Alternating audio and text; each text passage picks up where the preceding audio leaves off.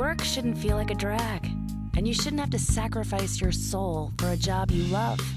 Determined to rethink the future of work, she's out of her depth on purpose. With fresh ideas, interviews, and stories from her life on the road, meet Europe's newest digital nomad, Blair Palmer. Hello and welcome to episode 79 of A Brilliant Gamble. I hope you are really well. And hello from France. We are in France for a few days.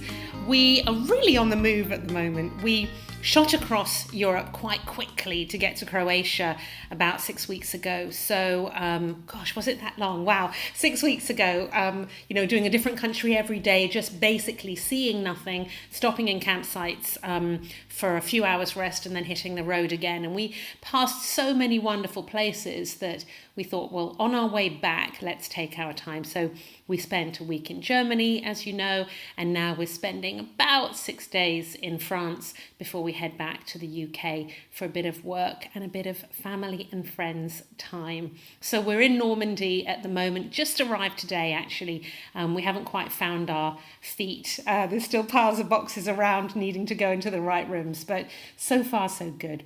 House is lovely and there's tons and tons to do in this area, particularly educational stuff for Ivy, but also a few fabulous beaches, which I'm hoping we will have time to do while we're here. As you know, I'm also running my pilot group coaching program. The content for that is going to be available later this year, and I'm going to be running a new coaching program in the new year. I will tell you more about it. I know I'm sounding a little bit vague, but I'll explain it all when it's all live. But the point is that this is for people at a crossroads in their lives and particularly in their professional lives. And when you find yourselves at a crossroads in a professional capacity, that often has implications for your whole life, of course. And you get to that certain point where you think, well, what's next? Is this really it for me? If I've got 20, maybe 30 years or 10 years left of working, what do I want that 3, 2 or 1 decade to be about? And so it's very timely that I've got that going on in the background to speak to today's guest. Lauren McGoodwin is CEO and founder of Career Contessa, a US-based job search and career counselling service for women. Actually, it's not really about job search. It's really about a career, finding a career and creating a career, as she explains in this interview. She and her team at Career Contessa have identified what makes planning a career successfully different for women than men, and they're offering all kinds of support, actually no matter where you are. So the job search is US-based, but all the other advice that they have on their website is available to you no matter where you are. They're offering all kinds of support to find the right kind of career for you, including finding the right kind of employer for you. UK and Europe-based recruiters take note. The industry needs to change and evolve. And this is a company thinking really differently about how the recruitment industry needs to look, more than just finding applicants whose resume fits the job ad, but finding a great cultural fit and having expectations of employers as well as employees to step up. So this is a wide-ranging conversation. We cover how women search for jobs differently to men, the pay gap, not between men and women actually, but between women and other women, and how to put yourself in the driving seat when it comes to making grown-up choices about what to do next. I know you'll love Lauren and you'll love this interview, so let's not waste any more time. Let's go over to the interview. Lauren, I'm so excited to have you on the show. How are you? I'm good. Thank you for having me. Well, it's been a while since we've spoken, but a lot of the things you said to me when we had a chat a few months ago, actually, have really stayed with me. And I'm just so excited to bring to the audience some of your ideas and some of what you're working on. But maybe you can start by telling us a bit about what you do. Yeah, absolutely. So my name is Lauren McGoodwin. I'm the founder and CEO of Career Contessa. Career Contessa is a career site that helps women build successful careers. You can kind of think of us as like a career management platform. We help you with everything from figuring out what it is that you want to do, especially if you're transitioning careers or wanting to, finding a job, growing and building that successful career, managing your money, and of course, work-life integration. So we notoriously are known for kind of making the point that we are not a job site, we're a career site. And that's an important distinction, especially out there with all the job sites today. So that's what I get to spend my time doing. And you're particularly focusing on women and their search for careers. What is different about a woman's search, job search or career search than a man's career search? Well, for starters, we deal with a lot more unconscious bias. So just when we're searching, we might be the person who's reviewing the resume. It might have an unconscious bias toward the fact that they think this job is really kind of more of a guy's job because it's techie or financy or something like that. So the first thing women encounter is unconscious bias. The second thing that women encounter in a job search specifically, so not just careers, but we'll focus just on job searches, is that oftentimes, they're interested in knowing like, okay, maybe I have kids at home or I want to have kids. What is the responsibility? How much travel is related? And men maybe just don't have to consider that in their job search because they have a stay-at-home wife or they aren't married yet or whatever it is. But that's usually something that's more at the forefront of women's minds is, okay, what's the maternity policy like? How am I going to be able to integrate my life with the work that I do? The other thing that's different about women's job searches is that women are just as ambitious as men, whether they have children or not. And so we might deal with some pushback on how can you be a woman in the workplace and be successful with all these other things and still be a leader. So oftentimes we will kind of potentially get passed up for opportunities because the other person, and a lot of this is also tying back to unconscious bias, doesn't think that we're up for the challenge.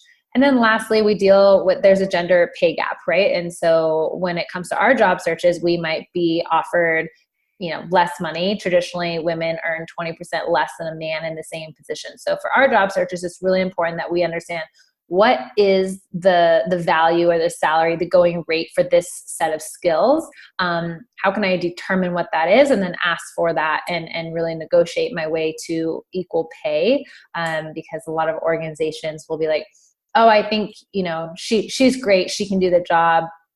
If it were a guy, maybe they would say, let's pay him 50, but for a girl, or for a woman, they'll say, 43 or so, they'll just pick some arbitrary number, but significantly less. It's interesting you mentioned the piece about wanting to know about the child-friendly policies and all of that.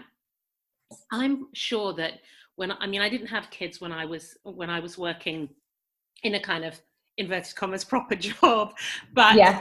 At that point, I never would have mentioned, even if I had children, I certainly wouldn't have wanted to inquire about those kind of policies because I wouldn't have wanted it to seem like what was important to me was getting home to my kids. I would have wanted to make it seem like what was important to me was doing this job.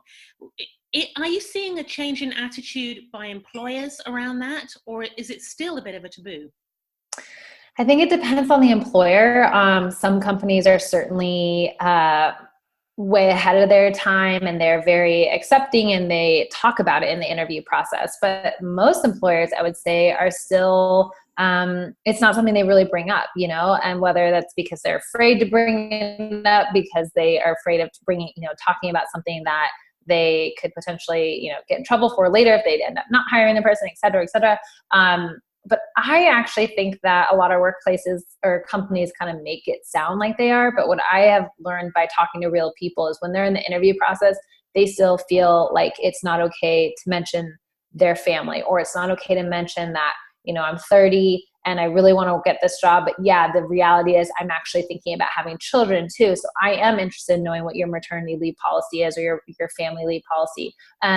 So I think it is still, it's like we're talking about it more, but I don't know if it's showing up in the workplace as much as it's showing up in these like media conversations, but hopefully one will trickle into the next. And so at Career Contessa, what we try to do is, again, our mission is to help women build successful careers. So if that means how can you bring up that conversation in an interview or to your boss or something like that, we will try to teach you how you can do that. A lot of our teachings come from other women who have been there and successfully done that already. They've had that conversation. What did they learn from that? And, the workplace is sort of, or it's definitely an unwritten place of rules, like the rule of politics or the rules of communication or how to do something the right way is very unknown. And so sometimes the best thing you can do is say, okay, we're going to provide you access to not just scripts and templates, but women who have actually done this before and how did it go for them. But yeah, to answer your question, I do think it's still somewhat taboo. Yeah.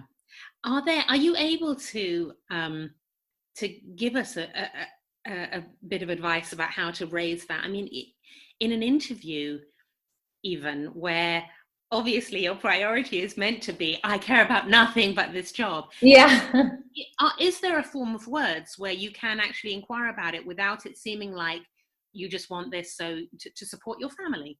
Mm-hmm. Yeah, absolutely. So the first thing I would recommend is that people research the company ahead of time. There are a lot of online tools and resources that you can do ahead of time so that potentially when you walk in there, you could say something like, I read on your company website that your CEO recently implemented a paid family leave policy. Like, how has that impacted the company culture here? So you could build off of, I realized that you guys had this, or when I was researching about your company, I recognized that a big piece of this culture is making sure that people are able to have boundaries with emails. And so the really smart companies are verbally, and if they can, visually showing evidence of them being great places to work because they have these policies. So if you're going to a place where you couldn't find anything on them online, I think that's also a nice opportunity to say, I was researching what you guys have to offer online. It looks like your culture is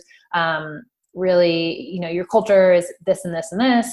What about when it comes to family life? How is that perceived here? So I think you can say it in a way that is kind of less making it sound like, hey, I just want to make sure that you have a maternity leave so I can leave for 4 months, and less about, and more about like, I interested in the whole holistic picture here of what it's like to build a career here. And then if nothing else, make it sound like it's always great to spin it in like, I really want to find an organization I can be with long-term. Companies love that. So you could always use that as well. But hopefully before you get into the interview, you've found the information you're looking for, and then you can ask on top of that. Is there some responsibility on the organizations? And I know that you take this really seriously in terms of almost vetting the organizations that you'll support. Is there a responsibility on them to offer up this information so that to men and women, to anyone in any personal circumstances, so that it isn't this awkward conversation that you're having to raise? I think so. And I do think the trend is that more in the department employer branding never existed until maybe even like 5 years ago. So I do think there's a responsibility for employers that want to attract and retain great talent. They will say, this is who we are. This is how we run our organizations. Here's what we value. And when you do that, you hopefully attract people that say, that is me. And the smart organizations are going to do that. The organizations that are desperate to just fill seats will tell you whatever you want to hear. And when you look online, the research or the anonymous reviews on Glassdoor or whatever it is that you read will be like, hey, I went to work here and this was nothing like they said it was. So I think the internet has also made it so like if you're going to put this out there, you actually have to follow through with it, which is kind of an accountability that we didn't have before. Now, your organization is based in the States, and I don't know if there are organizations doing a similar thing in the UK or elsewhere in Europe, but you do have some criteria for the organizations that you'll advertise their roles. What are some of the criteria that are most important to you? Yeah, so definitely. So when a company says, hey, I would love to be a company profile, which is where we will not just showcase what it's like to work there and how to get hired there, but we also allow them to post jobs to our job board. When we are vetting them, there's a few things. They don't have to hit all of these, but they have to hit most of them. We like to see female leadership. We like to see women in their workforce, especially in their tech side of their workforce. You'd be surprised at how many companies are like, we really want to hire women. And then you realize that they only have 2 women on their entire tech team. And somehow they think we're going to change that for them. We want them to have paid family leave policies. We want them to offer flexible or remote or telecommute work opportunities. That's really, really big, because we know that the workday doesn't fit nicely into a 9-to-5 schedule always. And that's actually a really main driver to women opting out of the workforce, is that the workplace didn't work for their lifestyle. So, they needed to be able to leave at 0 notice to go pick up their child from daycare. And I think another thing that sometimes is interesting is like, people think that flexible schedules are only great for people that have parents. Everybody enjoys a flexible schedule. So those are the big ones that we're looking for. Commitment to equal pay for equal work. We would obviously like to see that as well. And then we also really love to see companies that offer ongoing career development, or company company resource groups. So like a women's group, or women in tech, or LGBTQ, communities and things like that. Community is a huge, huge component to women, like not just enjoying the workplace, but also being able to build these organizations or these groups that can say, hey, this, sexual harassment is happening over there, and that's not okay. And now you have this group that you can go to, an employee resource group, and, kind of have that safety in numbers. This is great because, I've talked about this on the show before, and I've written about it. The model of business that we have predominantly today is pretty old-fashioned. I mean, it's based on the industrial age economy, where things worked really differently. Yeah. It wasn't really an acknowledgement that anyone had families. I mean, that just really wasn't important. And it wasn't really important, in a sense, to you as someone who had family or had external priorities outside of work, because, life was pretty hard, and the most important thing was to have a job, any job. Right. But priorities have changed, expectations have changed. And companies that meet the criteria that you're talking about seem to be those that understand that we need something a bit different from our employees today, and therefore we have to look at people and their whole lives as part of the package, and we have to adapt to that. Yeah, absolutely. And I mean, there's so many other things that have changed. I mean, the traditional family model, 30 years ago there was somebody that stayed at home full time and one person that worked full time. You have more dual income, or both parents or both people are working. So that means that life and work have to integrate together, because there isn't someone at home, taking care of the life stuff 24/7. We're also, the millennial women are the largest generation of women to ever be in the workforce. I think that's really interesting, is that the workforce has never had 50% women. So what do you do when this gender was literally left out of the workforce? So they were never, it was all men in the room. So men in the room who maybe, had stay-at-home wives weren't thinking about like, well, if women come to work here, what would we need to do in order to make it work, and so it's a really interesting time, and the workforce the workplace is changing. You're right. The smart companies are adapting to recognizing that work needs to be for humans, not for like robots. I mean, we have technology too. Like, we didn't have technology before. When you left work at 5 o'clock, that was it.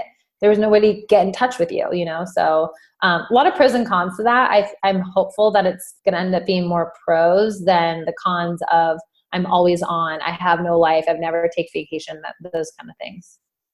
Well, one of the things you've mentioned already about the technology is the transparency that is possible. So just something like reviews of actual companies by people who've really worked there, you could have kept that sort of thing secret in the past, but now it's all over the internet. So if you care about how you're perceived by a potential employee, you have to do something to make sure that the PR around you, the unofficial PR, is positive. Totally. I mean, look at Uber. I mean, the whole company, an internal memo that then became an external memo changed the entire organization. That couldn't have happened, before. The accountability on companies is 100% backed up by not just the employees, but also, the customers. If a company, I know people who stopped using Uber because they were like, I don't agree with the way they've been treating women, or like, their values and my values don't align. So you also have customers that are gonna not only keep you honest, but also, call you out when you're not. Do you have organizations that want to be profiled on your site, but they don't meet the criteria? We do. And I won't mention their names, but we had one that I really, really wanted. I was like, this is an awesome company. We were going down the list. They're owned by a woman and they don't have a paid family leave policy. You have to take disability. And I was like, what? I was like, is that going to change? And they're like, no, I mean, that's the way it is. And so we basically, it always hurts to not allow or invite what you think is a great company, an awesome brand that people love. But when you learn that, you're like, it doesn't align with our values. And what we also offer our readers is a curated experience. They trust that we are not going to be another LinkedIn that just allows everything and everyone to be on there. And so that's the responsibility of a business owner for sure. Do any of them come back later and they've rectified some of their policies? We have had some of the current ones on there come back and say, hey, we added more, or like, hey, now we have that flexible leave or flexible scheduling policy. We haven't had anyone come back and say like, hey, we changed our whole policy around. But we've definitely had people who were like, disappointed and shocked that we would not allow them to be. So. Yeah, I mean, I think that's great. I really do. Yeah. to come face to face with the limitations. I'd love to be in the boardroom after something. Yeah.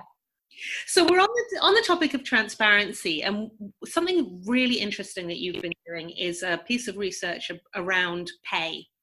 And obviously the gender pay gap has been big news everywhere, all over the world. But yours isn't a gender pay gap. Yours is a pay gap between women, research into that. So tell me what triggered that? I mean, it's meant to be both. So we have an anonymous salary database called The Salary Project. And it really started as an editorial piece, which was like, hey, no one ever talks about money, but it's like one of the best ways to know if you're being underpaid for the same job as somebody else. So we started collecting data via Google Docs, and then we would publish the information. We eventually figured out that, hey, that's not really the way to publish data. Is the better way to do that would be to make sure that they're coming from verified accounts, not robots, etc. So we created this entire database, but it's free. And what makes us different than a lot of other salary databases is that we will actually give you access to all the data. And our goal with that, versus like they'll give you charts and graphs, but they won't just let you kind of like get into the meat of the data that's on there. So our goal with that was, hey, we have so many people who visit our site. Let's collect their information, and in exchange for the information, we'll not only give them a personalized salary report. So how does their salary compare to other people who have filled out these surveys, but we'll also give them access so that they can see, okay, here is what you can filter by job function and industry. And then it will basically show you the age, the ethnicity, the location, the job title of the person. And why that's important is for a few things. And we have men and women that fill out the salary project, but mostly women, because our site is mostly women. And what that does is it provides people the information that they need to then go out and make a decision around their salary. Maybe they learn, I am an African-American woman working in San Francisco, and it looks like that most of the women who have filled out this that kind of are similar with job title or industry, looks like they're being paid more than me. Okay, that's that was the confidence boost that I needed to go out and start real conversations with people, both men and women, to make sure I'm paid fairly. or maybe someone who always wanted to work for nonprofits, but was constantly told by society, if you work for a nonprofit, you're not going to make any money, learns that actually there are plenty of people that make six figures and work for nonprofits. So I am going to pursue that. And now I'm going to have informational interviews with people whose job title matches what I see in the salary project. So salary transparency, I think, does a lot, but most importantly, I think it arms you with power, and that arms you with knowledge, and knowledge is power. And now you can go out and kind of make informed decisions, whether that's, like I said, trying to figure out what other people make, or maybe you're negotiating an offer and you use our tool to kind of say like, I think I should be asking or negotiating for the upper end of that. So, and then lastly, I think it just starts a more comfortable conversation around salary negotiation. So the reason why salary negotiation or salary transparency is so tough is because no one talks about money. So what can we do, even if it's just giving you access to a little bit of information, that then you can take that and start a bigger conversation in person with, your coworkers or something like that. The people who win the most in you staying silent about your salary is the employer, right?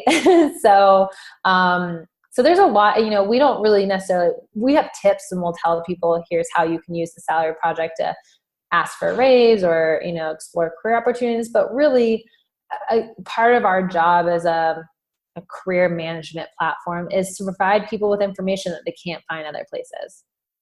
Yeah. It's so interesting how hard it is to talk about money. I mean, a lot of the people that I work with on my programs, they are either ambitious, and so they want to move up the organization and they need to be having those conversations. Yeah. The role comes with all this responsibility. It makes a huge difference to the organization, and the salary should reflect that.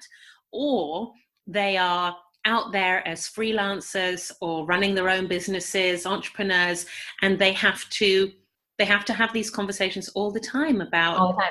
Mm-hmm. with clients and with prospective clients. And you are often at a disadvantage. I mean, it's been a long time since I negotiated a salary, but I have to negotiate my rates and, for the work that I do with clients all the time. And you're at a huge disadvantage when you ask a client, what is the budget that you have for this project? And they won't tell you. Yeah. They have a budget. They have a very specific budget, but they won't tell you. And, you're completely blind. This idea that you would have some information on which to base, where should I put myself, just sounds so attractive.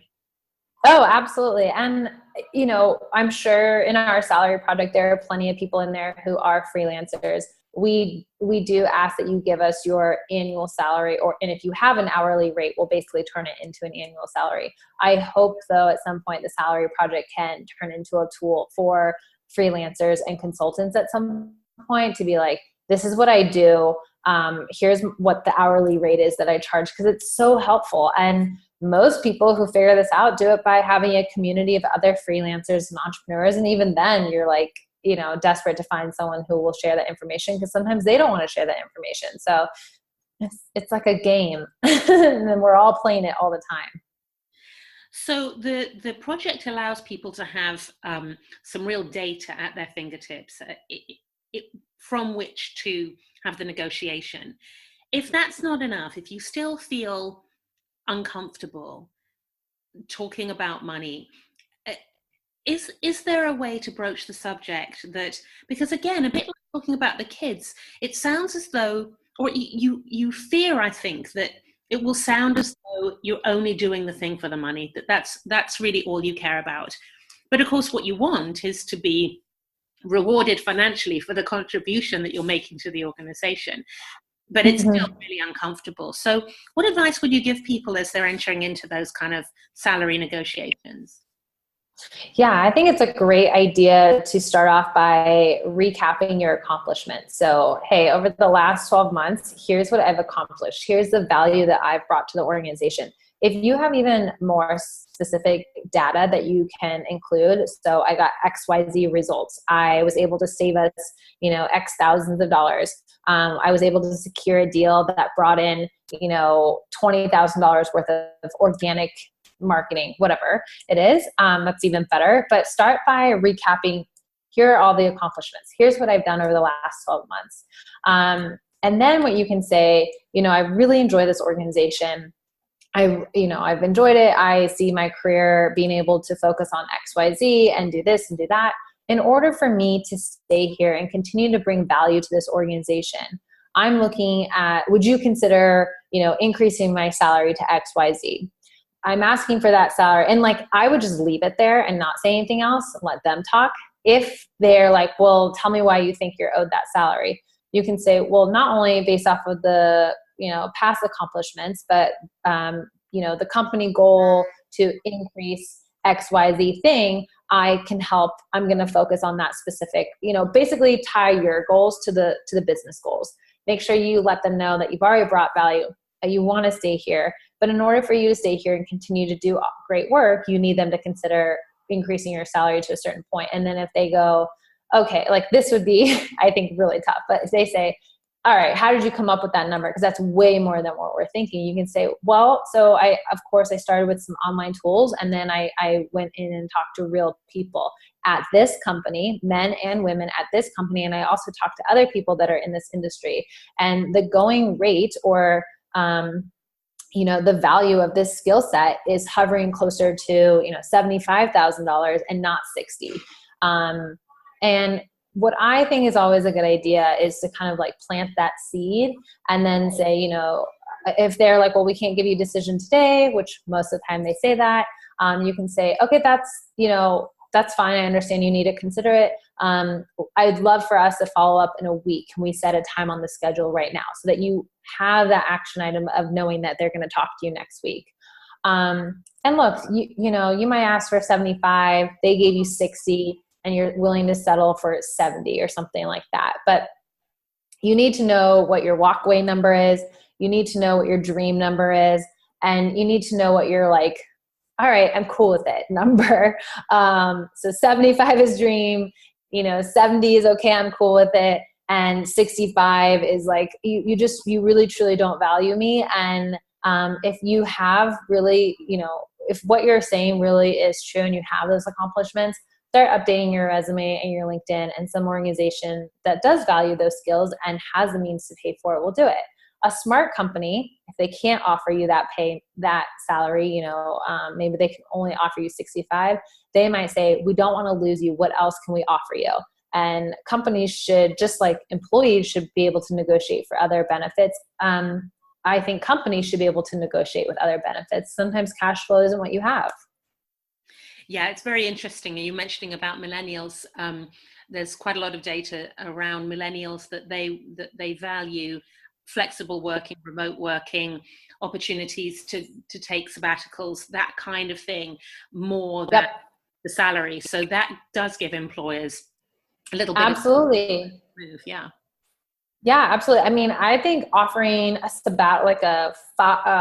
4 to 6 week sabbatical every 3 years to a millennial, they're going to take that probably over $5,000 extra dollars in a nanosecond. But everybody's different. So you also might want to say to them, I remember when I was learning how to recruit, the first thing we would ask people is what are your top 3 priorities? Or what are the top 3 things that you really want in your workplace or in your career that would make you fulfilled? And essentially what you're trying to figure out is what motivates them. Are they motivated by money? Because someone who's only motivated by money, I mean, for employers, I would ask, is that the person you want? But that's a whole nother podcast show. But if you can find out what they're motivated by, you have a little bit of room for negotiation. The whole definition of a negotiation is that both parties walk away feeling like they won. So yes, it's important to get to know your quote unquote players. You're the coach. Get to know your players. What motivates them? What I'm hearing, we talk a lot about organizations evolving and transforming and being more fit for the 21st century and the environment in which we now operate. And we expect them to empower us, and we expect them to be driven by purpose and a sense of mission, not just making money. it sounds like the responsibility is also on employees to change their attitude. Yes. Well, Oh, okay. So I'm so happy you brought this up, because it's a doozy to be running an organization, right? Before, you just had to provide stable employment and income, and people were great. They were happy and there was nothing else. So the drawback to the internet is that we have access to so much more information, that we know that, Google gets this type of policy and that person gets that policy, and let's not even go into the social media comparison for individuals. But I'm happy you brought that up, because I do think that individuals are demanding a lot from organizations, and I agree. I think you can do that, but your mindset and your expectations also have to be realistic and set in a good place. Like, your growth at a company is not totally reliant on your manager's ability to set goals. Like, they're not there to think of your future career path for you. And I see that a lot. And even as a manager myself, like, I sometimes feel the pressure to keep everyone entertained and interested, and like, are they on interesting enough projects? What should she do next? And I don't, most of the time, the ratio of manager to employees, there's a lot more employees than a manager. So I am really happy you brought that up, because I really hope that Career Contessa is a resource that's helping women, or put some of the power in, or at least if women don't think they have it, it's like, no, you hold the reins here. You can build this career on your own terms. And that's what you're going to have to do in order to make a career yours and be fulfilled and all that good stuff. Yeah, that's right. And I love what you're saying about not putting your future and your future development in your career path in the hands of someone else, that actually you take control of it. You decide what it is that you want. But that does mean that you're going to have to step up and have some of these conversations that maybe in more of a parent-child type organization, you were taking care of a little bit. Yeah. People, think about like raises. It used to be something where you could never ask for a raise. You would wait until they would tell you, like, okay, here's your raise. And maybe you heard that somebody negotiated once and you're like, what? I didn't know we were allowed to ask for more. So now you know what I mean? And the other thing about careers that I've noticed happens a lot, especially with career advice, is like, people take it so literal. So it's like, here's the box of what you can do in your career. Like, for example, you can only ask for a raise at the beginning of the year during the annual reviews. And then people take that as like, okay, that's the word, can't do anything. Sorry, you missed January, you got to wait another year. And I always say, you need to turn that, very structured square box into like a squiggly circle that kind of morphs and shapes into whatever it is that you're trying to get out of it. So it's, again, like, this might be a change. And for some people, they kind of hate that. But for a lot of people, that is why you're seeing workplaces start to include paternity leave, because some guy spoke up and was like, my family is just as important to me as it is to my wife. I want to be there too. That's why you're seeing changes in them being able to have remote work, sabbatical, there are a lot of positive things, but yes, it does require you to have the gumption to go up and have a conversation that you might not always be comfortable with. So how do people learn how to do this? Because you're talking about some quite sophisticated skills around negotiating, around thinking about your career, really taking charge of your career. I know that you're supporting people, helping people to actually get those skills, because we don't learn them in the workplace, do we? Not usually. If you're lucky, maybe your company has some career development classes, but even then, most of the career development is related to very specific skills. So tech skills, design skills, marketing skills, business skills. There's a whole other set of career development skills, like, how to ask for a raise, how to manage your time better and be more productive, how to pitch yourself or pitch your boss in a meeting that,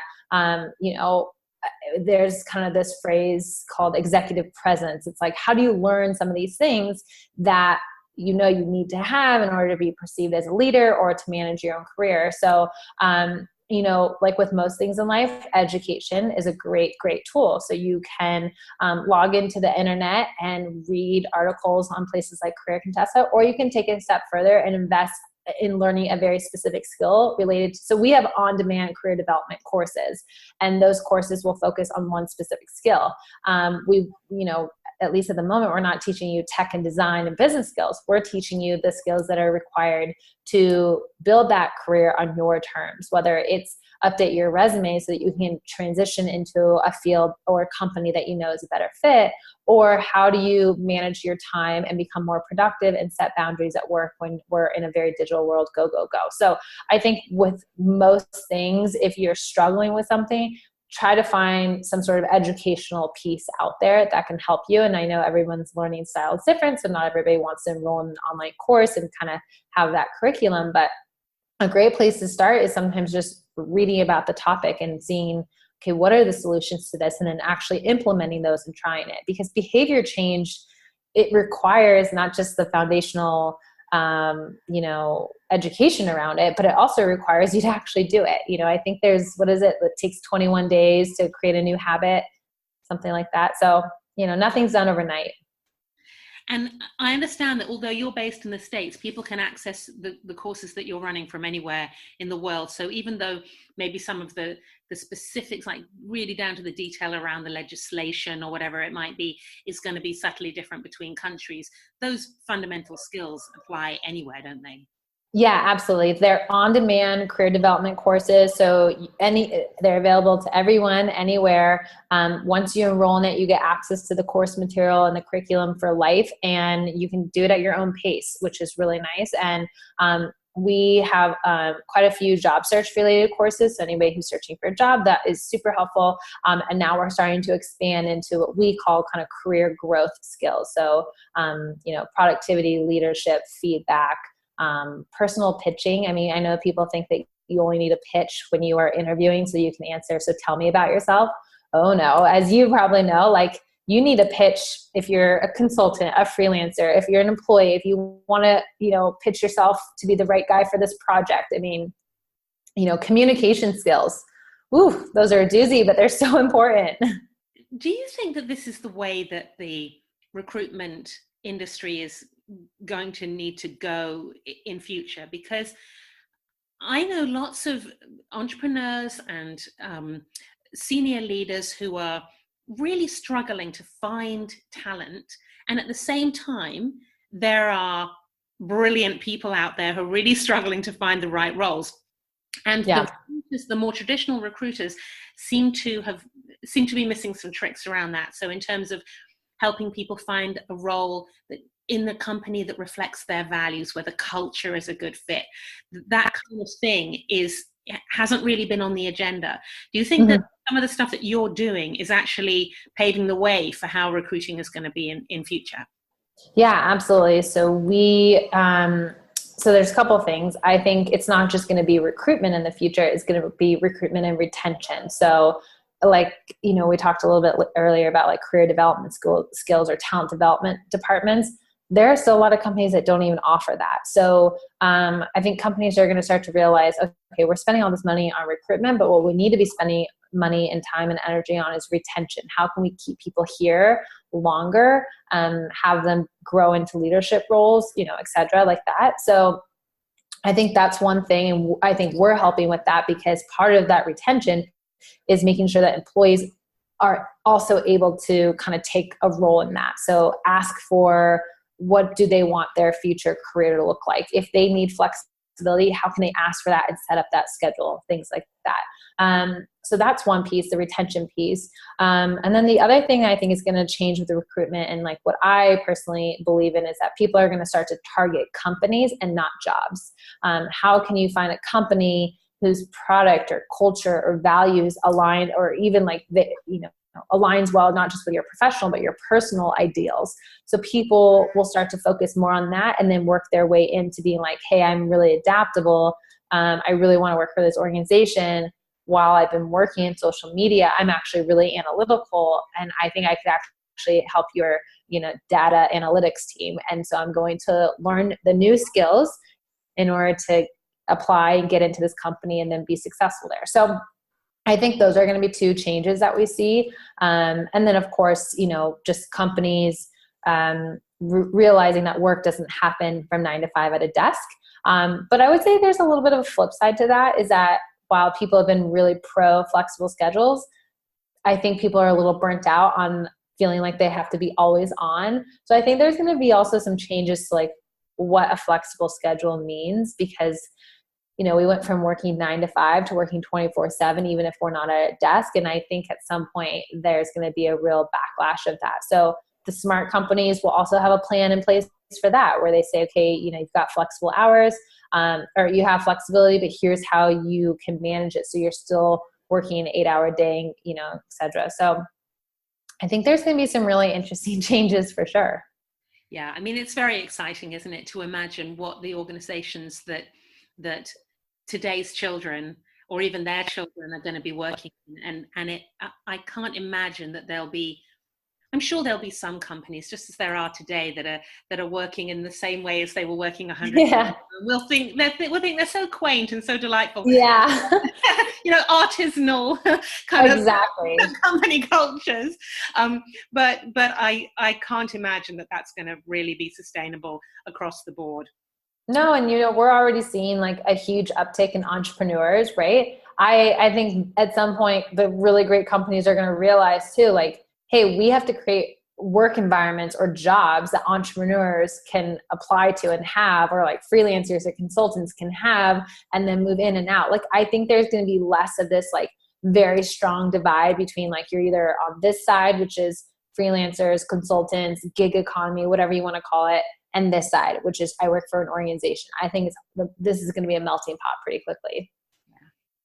So there's one other thing that I wanted to ask you about. When we talked before, you said something that really stayed with me about women having each other's backs in the workplace, and that the data is that there's more bullying of women by women than there is of men, of women by men. Can you tell me a bit more about that? Yeah, so I was actually stunned to realize this, that the research does say that women are more likely to be bullied by other women in the workplace. And the reason why I kind of started looking into it is because when the Me Too movement was picking up steam and time's up, I thought we were going to get a lot of emails from women, you know, saying, yes, this has happened to me too, and let's talk about it on Career Contessa. But we actually got the opposite. We got a lot of, you know, I think this is a great movement that's happening, but my biggest bully, or the person who harasses me the most at work, is a female. And I got that like a few times, and I was like, clearly one movement is kind of sparking their ability to share about their own accuser, but their accuser is a woman. And that wasn't something that was really being shared in those movements. And so when I researched it, I learned that. And I think it's terribly sad. You know, I think there is a message out there that women supporting women and how we're all in it together, but that doesn't seem to be the reality. And so, a lot of this, I think, stems from fear that there's only so much room at the top for female leaders. And I think that has really been created by the traditional work environment that was pretty much all men standing around in a room making decisions and things like that. So I think it stems from fear, and I'm hopeful that we can start to see more and more examples of successful women who are paving the road for other women and paying it forward. Or we had one interview where she says, you know, send the elevator back down, you know, like make sure that you're helping other women come to the top. The Obama administration had this rule called amplification, where in a meeting when women would say something, another woman would amplify it by repeating it. We have so much bias already, you know, working against us, that we don't need to fight, you know, among each other. And so that was really sad to learn. So we've written a couple articles on how you can be a female ally in the workplace.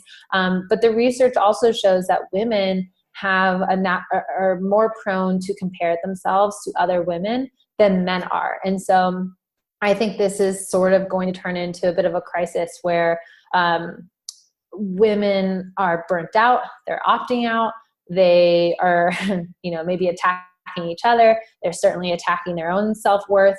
And part of that is going to come down to what are we doing on the internet? What are we showing via our profiles and our networks and the words that we use? And I hope that Career Contessa is constantly a place of inspiration to celebrate other women. And we stand by that, but like, what else can we do, to make sure that women have the tools they need to combat female bullying and things like that. But it's a bit of a sleeping giant that I think is going to be awoken soon. Is not just that, women have been having a tough time with some men in the workplace, but really a tough time with women. Yeah. And I think the great thing about that realization is that it's an easy place to start. So, you might not be able to do very much about some bullying or harassment or subtle sexism that you see in your workplace, but you can certainly do something about how you treat the other women that you, not because you're a bully or because you're harassing anyone, but because you can do some stuff to support the other women around you and to have a strong voice together. Yeah. And I think if you are a woman in a powerful position where you do get to have influence over other people's careers or just, mentorship, sponsorship, please make sure that you are, working with women as well as men. One thing I always want to clarify is that yes, we're a career site for women, but that doesn't mean we're anti-men. We like men. I'm married to one, I think they're fine. And men and women are going to have to work together, but that's going to be really hard for us to all work together if women can't work with each other, So yeah, yes, there are things small differences add up to big changes. And so I think everyone can kind of start there and then, of course, work their way up to other big moves, like asking for their raise. Maybe if you're scared of confrontation, maybe the first thing is just confronting the person who, every time she interrupts you, your train of thought goes. And so you have this confrontational conversation, not in a bad way. Confrontation doesn't always have to be a bad thing, but conversation with her where you're like, every time you interrupt me, it makes me lose my train of thought. And then I kind of stumble. Would you mind just saving your comments or the questions you have until the very end? It would really help me. And our boss is in the room. And so I'm really trying to impress him with that or something. Yeah, I love that. Well, thank you so much, Lauren. This has been a fascinating interview. We've covered so many different Yes. I really hope that I know that there are useful tidbits and bits of advice that people can take away to start, as you say, building a career, not just looking for the next job. Yeah, absolutely. Well, thank you so much for having me. I've enjoyed it. I hope you got a lot out of that. I found that a fascinating conversation. It's really important that women have each other's backs. The reputation of teams of women is not always positive. We have to change that for the benefit of all women in the workplace and for the benefit of the companies we work in. I've always hated that little wry eyebrow raise when a man mentions that he's interacting with a team of all women, as if somehow I'm going to understand what that means. There's something that goes on in teams of women that makes them subpar. I really hate that. Let's stop doing that to each other. You can find out more at careercontessa.com. There's lots there, no matter where in the world you're based. So go and have a little look at them. And I really highly recommend the advice and the coaching and the courses that they're running. They're really going to help you to get the edge and have the confidence to get the career that you really want. That's it for today. Have a great week ahead. Next show, I think I'm going to be in the UK, but who knows? It's slightly in the lap of the ferry companies and whatever else decides. Who's the god of travel? I'll find out for next time. But anyway, from wherever you are and wherever I am, have a great week. See you next time.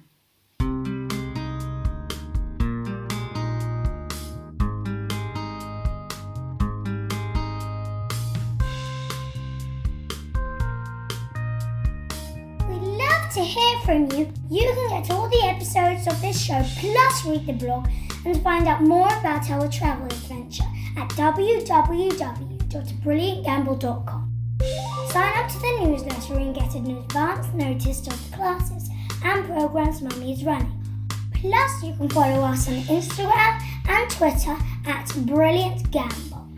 Finally, please leave a review and star rating for this podcast on iTunes, as it helps people find us and take a brilliant gamble of their own.